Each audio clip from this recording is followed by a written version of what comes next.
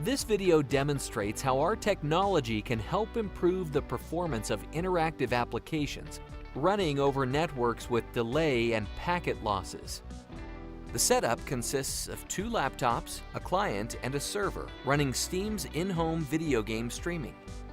The server runs the game and streams a video of the game to the client, and the client sends back user input to the server. In this setup, the streaming is done over a local network. Packet loss and delay can be added to simulate different network conditions and show how these affect the application. Let's start the game.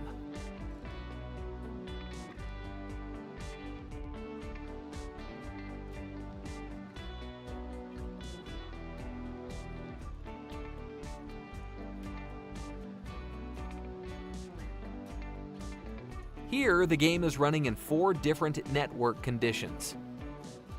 First, we see the game running over a local network, where few or no losses occur and the delay is low.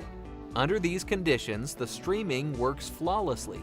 If losses do occur, they are seamlessly repaired with retransmissions.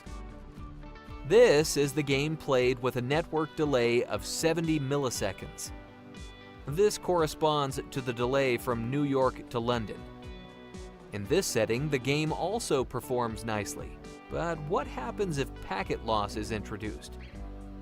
Losses cause the video stream to become choppy or broken.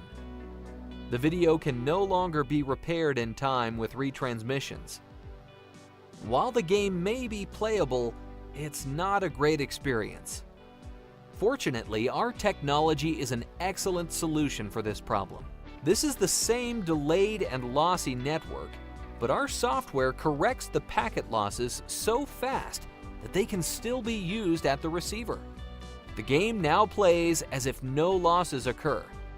While this video showcases a game streaming scenario, this technology is applicable to many other applications requiring reliability and low delay.